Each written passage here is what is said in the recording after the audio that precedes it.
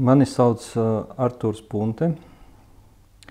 Esmu viens no apvienības Orbīta dibinātājiem un dalībniekiem. Biju izdevis vairākas dzejas grāmatas. Vairāk vienmēr interesē visādi starpdisciplinārie projekti, kas sākotnēji bija cieši saistīti ar tekstu, un tas ir Orbītas pamat nodarbošanās, bet pakāpeniski tas aizgāja vairāk tā izteikti skaņas mākslā. Šobrīd tas ir tas, ar ko es visvairāk nodarbojos. Burtiski šogad mēs nodibinājām Strenču sonifikācijas staciju, kas nodarbojas ar vides vērošanu caur tās skaniskajām izpausmēm. Tur vēl daudz darba priekšā, bet jau šogad mums izdevās doties ekspedīcijā kopā ar Strenču plostniekiem un pēc tam radīt vairākus skaņu mākslas darbus, kas kaut kādā veidā atspoguļoja šo kolosālo piedzīvojumu, kas, manuprāt, ir tāds Latvijas karnevāls varētu būt, un man liekas, ka tam labi, ka tas tiek diezgan daudz pētīts, dokumentēts un visādi citādi iemūžināts, bet tur ir vēl ko rakt, jo arī tur ir īpatnējās tīri valodnieciskās izpausmes plostniekiem. Viņiem ir savs profesionālais žargons, diezgan paliela vārnīca. Es pat nezinu, kurā vēl tādā amatā vēsturiskajā būtu tik daudz savu kaut kādu vārdiņu. Tā ir viena puse tam izpausmēm, un otrā ir īpatnējā komunikācijas manierē, ko laikam mūsdienās nosauktu par tādu toksisko komunikāciju, bet ņemot vērā, ka tas ir viss ar humoru tiek darīts, tad tas ir ļoti interesanti, ka pēc maniem novērojumiem uz posta cilvēki nekad neatbild tieši uz jautājumu. Tur vienmēr vajag kaut kā atjokot, respektīvi tu veidojas tāda valodnieciskā maska, kāpēc arī saku, ka tas ir karnevāls. Tā kā man nav tādas speciālas izglītības skaņu mākslā, un nezinu, kur to varētu iegūt tajos gados, kad es mācījos, tad tā ienākšana notika tādā amatieriskā ceļā, pašizglītošanās, un, protams, tas ir vienmēr saistās ar kaut kādiem tādiem riteņu izgudrojumiem, ja, nemitīgiem, ka tu kaut ko izdomā, kas vai jau eksistē, vai varbūt nav tik produktīvs, bet tas tev daudz ko dot, daudz ko saproti par skaņu. Nonāc līdz apziņai, ka skaņa un mūzika nav ne tuvu viens un tas pats, skaņu māksla un mūzika, ja, ka tur ir liela atšķirība uzstādījumos. Un vienos no tādiem meklējumiem es nonācu līdz tādam akustiskajam sekvencerim, ko mēs vēlāk nosaucām ar Ingaru Ranceviču, kurš, cik es zinu, arī sadarbojas ar muzeju, palīdzēja jums restaurēt kaut kādus vēsturiskus instrumentus. Viņš man savukārt palīdzēja atrast, viņš atrada to formu, ideju, kas man bija par tādu akustisko sekvenceru, ko mēs nosaucam ronda. Pateicoties tai formai, tā ideja bija tamī, ka tu vari mainīt katras stīgas skaņas augstumu, bet veidot tādas melodiskās sekvences un atskaņot tās jebkurā virzienā, ar jebkuru ātrumu, tādā analogā ceļā pilnīgi, ja, kur varbūt nav pat iespējams ieturēt to vajadzīgo tempu.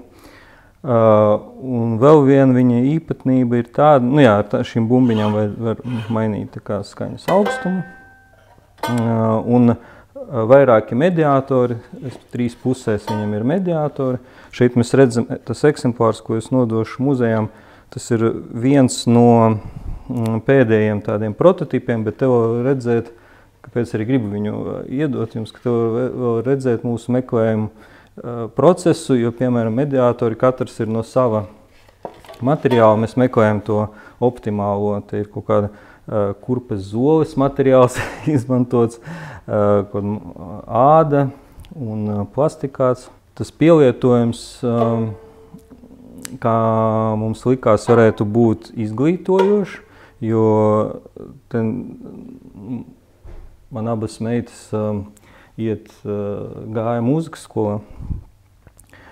Un es pamanīju, ka, kad viņas dabū to instrumentu, violu vai čelu, ka tas ir tāds šausmīgi, jau tāds kā izveidots, pabeigts, viņš ir pati pilnība, principā.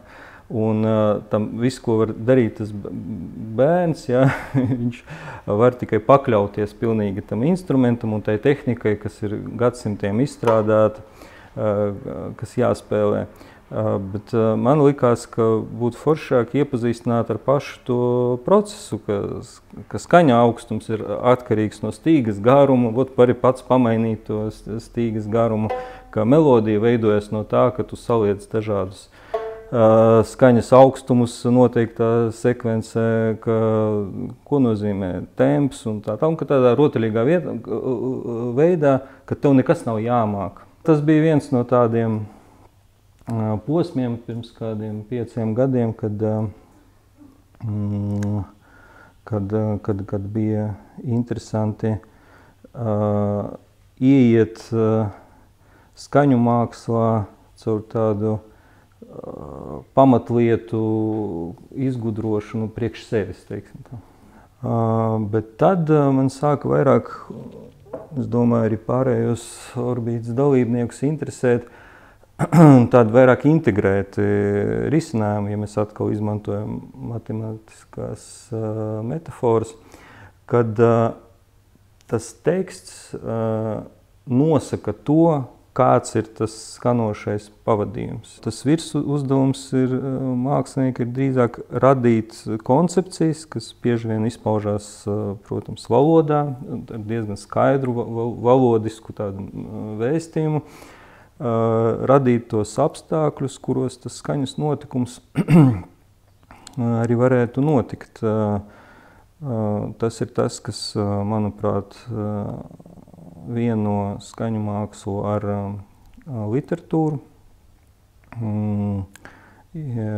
Tās valodā iemiesotās koncepcijas. Ja viņam jābūt ne tikai racionālām, vai paskaidrojošām, vai instruējošām, bet viņām jābūt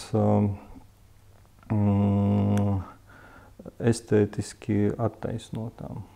Sen neesmu domājis par grāmatām, kopš savas pēdējās grāmatas kaut kā pārstāju domāt par grāmatām un pievērsos tiešām tās dzejas skanošai pusē.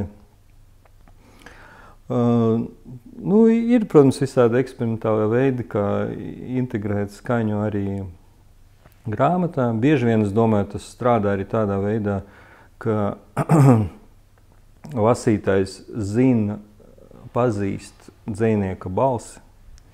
Es domāju, tagad, kad Semjons Haņins izdos savu, iznāks viņam jaunā grāmata, es domāju, ka daudz viņa lasītāji ir bijuši viņam lasījumos, un viņi uzreiz to raksturīgo zemo tembru rekonstruēs lasot. Vai bieži vien ir tā, man, piemēram, lasot arī ir interesanti, kā tas dzejnieks runā, kā viņš to lasa, un nevelti gan Amerikā, gan Eiropā ir vairākas dzejnieku lasījumu datubāzes, ja, kas vienkārši krāj bez tāda nolūka, piemēram, izveidot kaut kādu raksturīgu kompilāciju, šī dzejnieka, vienkārši kā viņš to lasa, jo bieži vien jautājums, kā viņš to lasa, ir atbild uz jautājumu, ko viņš ar to domā, ja, ar to tekstu. Līdz ar to Es domāju, tas nesējs ir kluss, it kā, ja, neskanošs, bet paredz to, ka vienalga to skanisko izpausmi kaut kā sevi iekodē, varētu teikt.